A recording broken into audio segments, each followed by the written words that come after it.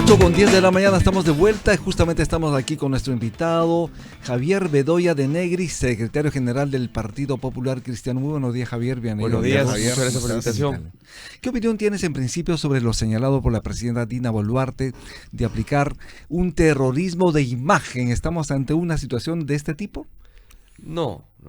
Yo creo que la presidenta tiene que, de alguna manera, lidiar con una situación que es caótica, que es la inseguridad ciudadana, ¿no? Eso es lo más importante en este momento. Y el estado de emergencia creo que de alguna manera no está dando los resultados.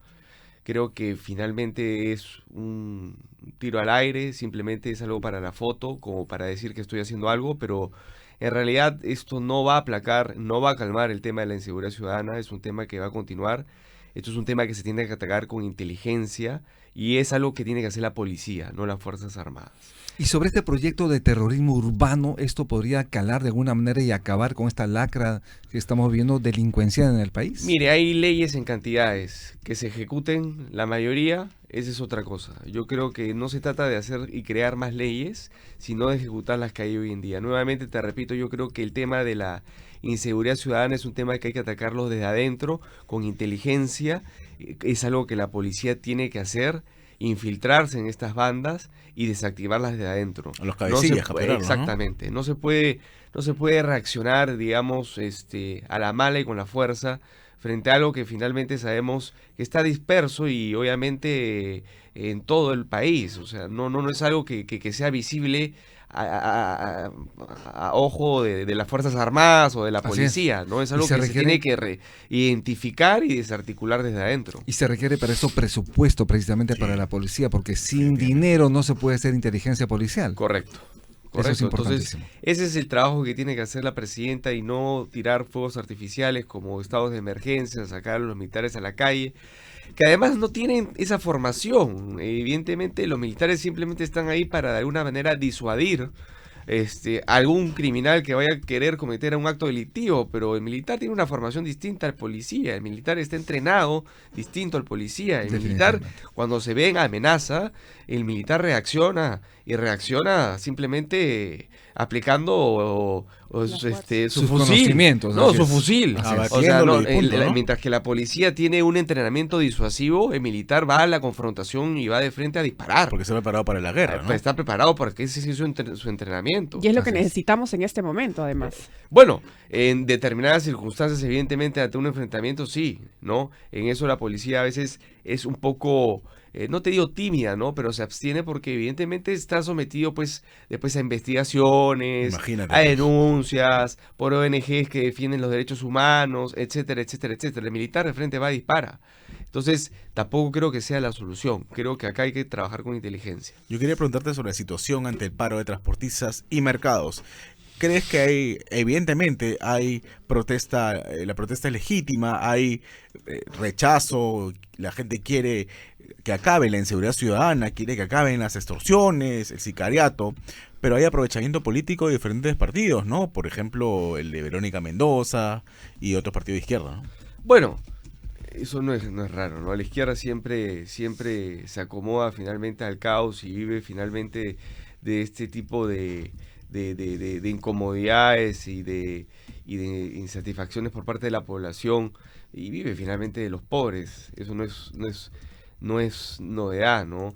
Pero evidentemente es un reclamo generalizado, o sea, no puede ser posible que no se pueda trabajar. La gente quiere trabajar con tranquilidad, ¿no? La gente necesita trabajar con tranquilidad. Es gente que va y sale a hacer el día a día, a hacer la plata finalmente para llevar la comida a su casa ese día. Entonces, si no trabaja ese día, no llega comida a su casa. ¿La solución es la salida de Dina Boluarte o que el Congreso ejerza control político? Las dos cosas, ¿no? La acción, digamos, corresponde al Ejecutivo, como lo acabamos de comentar, pero si es que finalmente el Ejecutivo no está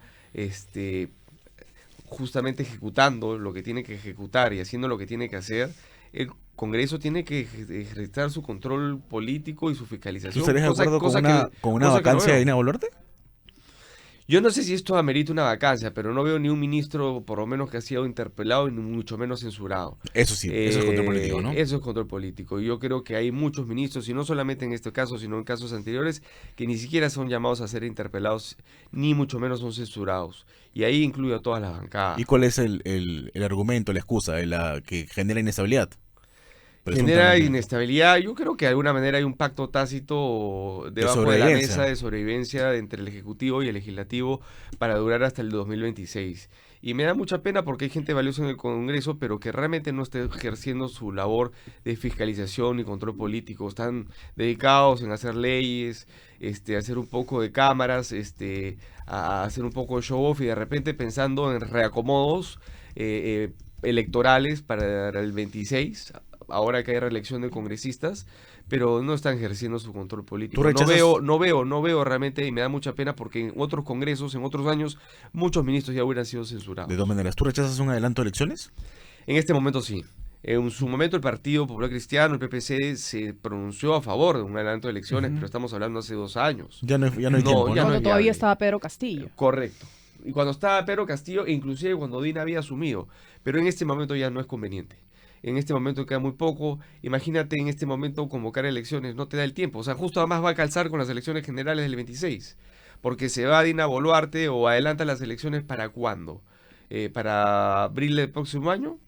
Ya no hay tiempo. No tiene No, sentido. no tiene sentido. Pero habría la posibilidad de una vacancia en el Congreso en cualquier momento. ¿Y qué tendría que pasar para una vacancia en todo caso? Yo creo que tendría que pasar un destape muy fuerte, como por ejemplo lo de Cerrón, que quede claro que finalmente ella no ha tenido nada que ver en su fuga, y si se comprueba que finalmente salió en el cofre o en el carro presidencial, eso claramente sería una causal para vacar a la presidencia de la Y República. ahí no importan los plazos ni nada, ¿no? Yo creo que sí. De repente el Congreso está esperando el último año donde no los pueden disolver para finalmente vacar a la presidencia de la República. Y hay bancadas que les conviene eso, porque ya están armadas de alguna manera o están mejor preparados, partidos políticos como Fuerza Popular o APP. Pero ustedes no, por ejemplo, ¿no? Nosotros ya estamos también finalmente Sí. con todo lo que tenemos que tener, o sea, los plazos ya se vencieron, ya inscribimos a las personas que teníamos que escribir, o sea, el día de mañana o el 26 tenemos a lo Claro. que tenemos y con eso nos vamos a presentar. Así es. Pero yo creo que finalmente tendría que pasar algo muy, muy contundente para que se diera una vacancia presidencial. ¿Crees en todo caso que hay una estrategia del Congreso para mantenerse hasta el 2026, pero sin embargo en algún momento poder vacar a la presidenta Dina Boluarte? Hay rumores que están esperando el último año para vacarla y de alguna manera salir victoriosos, pero yo creo que en este momento no hay una causal fuerte y no sería lo más prudente, salvo que existiera alguno de las cosas que te acabo de mencionar. Claro. No creo que sea lo más conveniente para la estabilidad del país. Así es. Aarón Salomón. Sí, y tampoco sería lo más conveniente que Sara Arenas dirija un nuevo proceso electoral, pero ya me parece que en noviembre sale, ¿no? Sale, sí. Sale en noviembre, ¿no? Sí, tiene que haber una recomposición del Jurado Nacional de Elecciones y también de la OMPE, ¿no? Que es finalmente la que también tiene mucho que ver y es la que está en realidad en los hechos conduciendo el proceso electoral en el momento. Pero ¿no? han ratificado la JNJ a Corbeto, ¿no? Con el regreso de Aldo Vázquez en este año ratificaron Corbeto. Correcto, y eso se va a ver en el Tribunal Constitucional en su momento, Se pero puede declarar irrito, ¿no? Porque Correcto. depende todo el TC, ¿no? pero no hay seguridad. Yo creo que de alguna manera, independientemente de si sea removido o no Corbeto del puesto, creo que tiene que, en aras de la transparencia del proceso electoral, tienen que salir estas personas que están cuestionadas. Ok, no, hasta el momento no se ha aprobado nada, no hay finalmente un fallo, una sentencia, pero son personas cuestionadas. Entonces, en aras de la transparencia de un proceso electoral, creo que deberían dar un paso al costado y no Javier, aferrarse al cargo. Javier, ¿el PPC quiere competir con Antauro Humala o esperan que el Poder Judicial elimine su partido y él no pueda postular a la presidencia? Nosotros vamos a competir con los que estén en carrera, ¿no? Lo que sí me parece es que esto de limitar las candidaturas o sacar de carrera a algunas personas me parece muy sintomático que lo hagan ahora, ¿no? Justamente cuando ya no está el presidente Fujimori, este tema se ha vuelto a reactivar, pero cuando estaba vivo, los fujimoristas lo dejaron de lado. Claro, ¿no? porque Evidentemente no les convenía. Claro. Porque Alberto Fujimori era el Condenado precandidato. por homicidio. Exactamente, No hubiera podido pero postular, ¿no? pero ahora que ya no está, entonces han vuelto a reactivar el tema. Pero sería lo mejor Este, evitar que postule, poner ese candado para que un asesino de policías no postule. Yo soy de la idea que el electorado tiene que manifestarse y cualquier elección tiene que ser ganada en la cancha, ¿no? Ahora, también, por otro lado, un asesino de policías, pues, no debería estar tampoco en la contienda electoral. Yo creo que esa persona debería estar descalificada, así como han inhabilitado a funcionarios públicos como Vizcarra y otros funcionarios públicos que en su momento cometieron actos delictivos. Estas personas deberían de ser también descalificadas para ejercer la función pública de por vida, ¿no? Estamos hablando de una persona que ha matado o ordenó matar policías. Pero ya el Jurado Nacional de Elecciones le dio la luz verde, ahora todo Correcto. depende de la Corte Suprema. Correcto. O del Congreso. Y hay una que ver, ley, ¿no? hay que ver. Hay puntos a favor y puntos en contra. Finalmente nosotros como partido nos someteremos a lo que la ley diga y si tendremos que competir con el señor Humala lo haremos sin ningún problema. De otro lado, ¿qué te parece este anuncio de comprar aviones de combate? 24 naves de combate y posiblemente una nave para el transporte presidencial, un avión presidencial. Mire, ese es un tema que me parece un poco mezquino y un poco populista decir que es gastar plata. La Fuerza Aérea está totalmente desmantelada en cuanto a equipamiento. En realidad las Fuerzas Armadas. Y estos aviones de guerra es parte del entrenamiento de los miembros de la Fuerza Aérea Peruana. Entonces tenemos aviones muy antiguos, tenemos los Mirage, los Sukhoi, y tiene que haber una renovación de la flota aérea. No te digo porque nos vayamos a ir a la guerra con alguien, pero sí necesitamos nuevos aviones para el entrenamiento, para reflotar. Es parte de la renovación del mobiliario de las Fuerzas Armadas. Pero ¿es justo en prioritario este momento? Justamente hemos coincidido en la pregunta. ¿Es prioritario en este momento? Yo creo que es prioritario desde hace mucho tiempo. Así como no hay aviones de carga como los Antonov, ya están prácticamente en desuso o hay muy pocos en uso porque son aviones que compró Velasco. O sea, tenemos equipamiento militar de la época de Velasco que no se ha renovado y siempre con el discurso de que no hay que gastar en equipamiento militar, pero este equipamiento militar ayuda muchísimo, muchísimo para determinadas situaciones. Yo recuerdo que en la época del Niño, PPK tuvo que llamar al presidente de Estados Unidos a pedirle que por favor le mandara 2 aviones o 3 aviones para transportar víveres a las zonas de desastre porque no teníamos aviones. El avión presidencial, valgan verdades, es un avión que no tiene autonomía, que el presidente no puede salir de Sudamérica porque no llega finalmente el avión a Europa, tiene que ir calando en distintos países para ir abasteciéndose en combustible. Y además es un avión que es utilizado también por la Fuerza Aérea para llevar suministros al interior del país. No es de uso exclusivo del presidente de la República. Entonces, sí, yo sé que es plata gastada, que de repente no es necesaria, pero por otro lado sí lo es. Nuestros miembros de la Fuerza Aérea necesitan nuevos aviones para su entrenamiento, las Fuerzas Armadas necesitan nuevo equipamiento, así como el Ejército necesita también nuevo equipamiento y así como la Marina también necesita nuevo equipamiento. Muchísimas gracias. Retomamos entonces la entrevista que tenemos aquí con Javier Bedoya. Javier, gracias por estar presente en este momento. Como sabes, hay indignación en diferentes sectores. El tema de transportes, hay paralización y obviamente están exigiendo ellos la intervención del Estado, la intervención de la policía para que haya mano dura contra los delincuentes. Muchas gracias por la entrevista. Sí, quería preguntarte antes de acabar. Añaños se va a unir al PPC porque salió una portada que decía, ustedes mismos pusieron, los añañistas son bienvenidos al PPC, ¿no? Tras la ruptura con Perú Moderno. En realidad fueron ellos los que hicieron ese banner, publicidad, post. Nosotros simplemente la retransmitimos en nuestras redes. Lo cierto es que sí, es verdad, Carlos Añaños y toda la gente que lo siguió se inscribió en Perú Moderno y se han desafiliado. Y yo te diría que un 80% de la gente que se afilió con Añaños se ha afiliado al PPC. Yo he hablado con Carlos Añaños personalmente. Él no quiere todavía tomar una decisión respecto de afiliarse al PPC, puesto que quiere tomarse su tiempo, me parece prudente. No quiere manosear su nombre saliendo de un partido y inscribiéndose en otro. Pero él ha sido muy claro en señalar de que él se va a inscribir en el partido donde su gente se inscriba. Pero ¿por qué no puede postular a la presidencia y al Congreso tampoco? tengo entendido, a la presidencia de la República no puede, puesto que los plazos que nos han puesto arbitrariamente ya caducaron el 12 de julio, no podría estar en una plancha presidencial, ni mucho menos encabezarla. Podría ir como invitado al Congreso, pero es una decisión que pasa por él. Hasta lo que yo entiendo, no es algo que le llame la atención. O a la plancha presidencial también podría. No puede, porque No puede. como invitado no se Ok. puede, ¿no? No puede como invitado, no. Entonces, él creo que quiere tener un rol más de apoyo. Y bueno, y es bienvenido, y como lo he dicho anteriormente, las puertas del partido están abiertas para todas las personas que quieran ayudar y participar. Y el PPC está en esa vocación, como te lo he mencionado, Aaron, anteriormente. O sea, nosotros tenemos 4 precandidatos: Carlos Neuhaus, Oscar Valdés, Fernando Sillonis y Javier González Olachea. Sin embargo, el PPC no ha renunciado a la idea de formar alianzas con partidos y movimientos afines o personas afines, como el señor Ayaños. Lo que han renunciado son los otros partidos. Exactamente. Entonces, seguimos nosotros en esa lid, seguimos en esa labor, y el PPC también es consciente de que si encontramos en esas conversaciones a una persona o un partido que tenga mayor seguimiento o aceptación que alguno de nuestros 4 precandidatos, el PPC va a poner un paso al costado y dejar de que esa persona lidere esa plancha presidencial.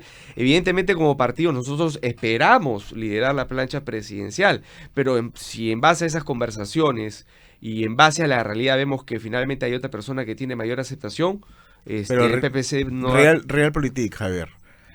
Ya, ¿tú crees que no hay posibilidades de una alianza? ¿Con quién están conversando ahora? ¿Qué partidos se sumarían a esta alianza? Mire, estábamos conversando con el señor Añaños, pero bueno, ya el señor Añaños se vino con nosotros sin la necesidad de hacer alianza con Perú Moderno.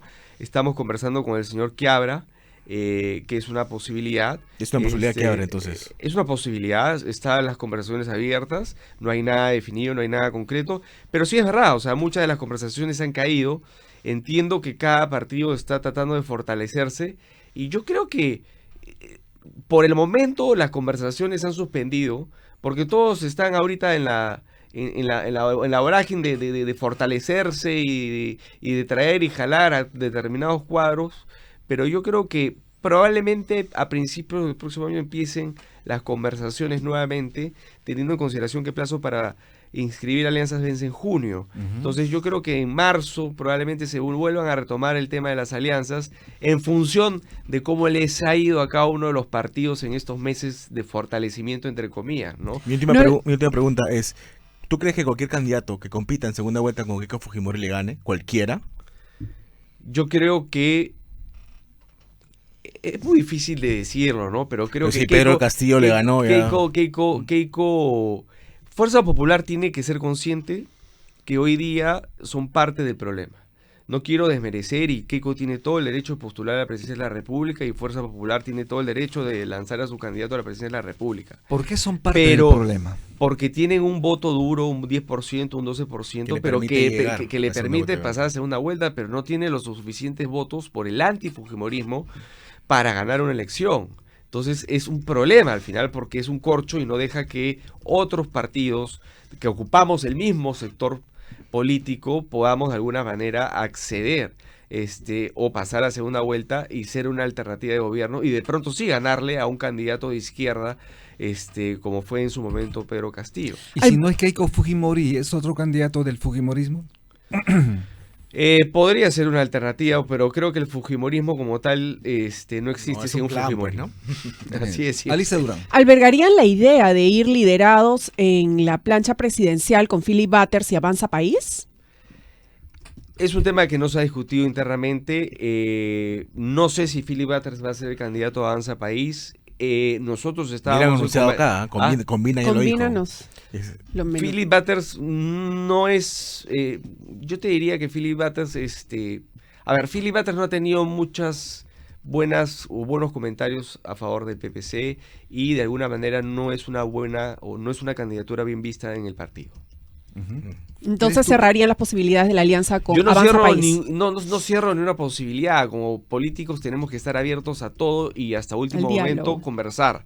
Pero te digo, actualmente lo vemos difícil, ¿no? Lo vemos difícil por las razones que te he explicado, y además porque Avanza País, tengo entendido, y así ha sido transmitido a algunos dirigentes de mi partido, que ya no quieren seguir conversando con nosotros y no sé si con otras colectividades, porque ellos ya tienen definido finalmente su candidato, que sería Philip Butters, y ya tienen definido sus listas al Congreso. En consecuencia, no es un tema que pase por el PPC, sino es un tema que pase por ellos. A nosotros nos tomó por sorpresa, porque era una alianza que estábamos a punto de cerrar hasta que llegó el señor Butters y compañía, y ellos mismos, no por parte de nosotros, ellos mismos decidieron cerrar cualquier tipo de conversación. Javier Bedoya, el PPC, Partido Popular Cristiano, tiene de popular, pero también tiene de riqueza.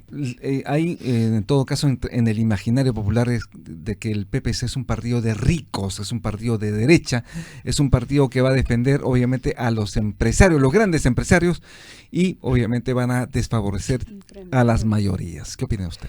Nada más falso que eso, son clichés que nos pusieron en la campaña del 2006. No es un partido de los ricos, No, entonces. no. Nosotros somos un partido que defendemos a los emprendedores. Evidentemente defendemos la libertad de empresa, defendemos obviamente la iniciativa privada, pero defendemos básicamente al emprendedor, a la gente que hace el día a día, no a los grandes conglomerados. Eso siempre es una mentira. Pero ¿cómo además, revertir como partido, esa percepción? ¿Cómo revertir esa percepción? Bueno, justamente con hechos y con actitudes, y nos verán en la cancha, en la campaña y antes de la campaña, finalmente con nuestros mensajes, con nuestras propuestas. Tenemos gente que son más de 80 personas técnicos que están armando un plan de gobierno justamente para ser presentado a la ciudadanía. ¿Quién va a ser el candidato a la alcaldía de Lima por el PPC? Porque se vienen ante las municipales y regionales, ¿no? No, se vienen después, en octubre del 26, las generales son en abril. En este momento no hay un candidato, hay un precandidato que es Edwin Dertiano, especialista en transporte, es conocido, creo que... Sí, lo conozco. Sí, lo conozco. Así es. Es ahorita el precandidato del PPC para la alcaldía de Lima. Es una persona que conoce bastante bien la problemática de Lima, en concreto el tema de transporte, que es algo que nos tiene loco a todos, ¿no? Pero bueno, pueden aparecer, digamos, otros precandidatos en el camino, así como han aparecido precandidatos a la presidencia de la República. Pero, en fin, yo creo que, volviendo al tema, van a ver en las propuestas que nosotros no defendemos a los grandes conglomerados. Somos un partido que de alguna manera defendemos al emprendedor. Y ese cliché de partido de derecha, de los ricos, es una gran mentira, porque siendo nosotros los promotores y los que propusimos la economía social de mercado, difícilmente podríamos ser un partido de derecha liberal, ¿no? Como hay algunos partidos. Extrema derecha. Extrema derecha. Si el modelo económico que el PPC propuso en la Constitución del 79, que fue replicado en el 73, tiene efectivamente el rol subsidiario del Estado, es decir, que el mercado no regula todo, sino cuando hay falencias en el mercado, el Estado llega a regular, y por eso tenemos alergia. Y por eso es que tenemos todos estos entes reguladores, como Ciptelo, Sinermin, etcétera. Entonces no podríamos ser pues un partido que cree en una economía de mercado y que el mercado debe regularse por sí mismo y regular todo. No. Lo que pasa es que somos lo más cercano a la derecha en este país, probablemente. Por la doctrina, por la doctrina. Somos un partido de centro-derecha. Esa es la verdad, si lo quieres ver desde ese punto de vista. Pero no somos un partido de derecha. No te me pongas tibio, Javier. Además, un partido de derecha, por favor. Somos los que representamos la derecha, pero te digo, o sea, no somos un partido liberal, ¿no? Definitivamente. Además de los integrantes que tienen dentro de las listas y del CEN, que son a nivel nacional, no solamente está incluido por gente de Lima. Correcto, somos un partido obviamente que está descentralizado, tenemos comités provinciales a lo largo de todo el país, evidentemente dirigentes que representan a todo el país. Tenemos, o sea, por ejemplo, dentro de la vicepresidenta tenemos una persona que que representa a Ancash, tenemos secretarios generales colegiados conmigo, una que representa al sur, Arequipa, otra que representa en Trujillo, en La Libertad, y tenemos secretarios nacionales, uno que está en Piura, uno que está en Lima Provincias, o sea, en fin, tenemos dentro de la dirigencia nacional gente que está por todo el país y que representa a distintas regiones del país. Entonces no es un partido capitalino como mucha gente también nos trata de señalar, ¿no? Bueno, entonces es verdad que hemos cometido muchos errores, pero también tengan en consideración que este es un partido que tiene casi 60 años, pero es un partido diferente al que conocían. digamos, antes de perder la inscripción. Importante. Es un partido nuevo, es un partido con rostros nuevos, es un partido que trae una propuesta, digamos, similar, pero con novedades respecto a lo que finalmente se hacía anteriormente, ¿no? Perfecto. Javier, muchísimas gracias Muchas por gracias, estar en Javier. Altavoz Muchas gracias a Invitando. ustedes por la invitación. Bien, vamos a hacer una breve pausa, 8:43 de la mañana, estamos en Altavoz en Vital y en Tribu TV. Ya regresamos.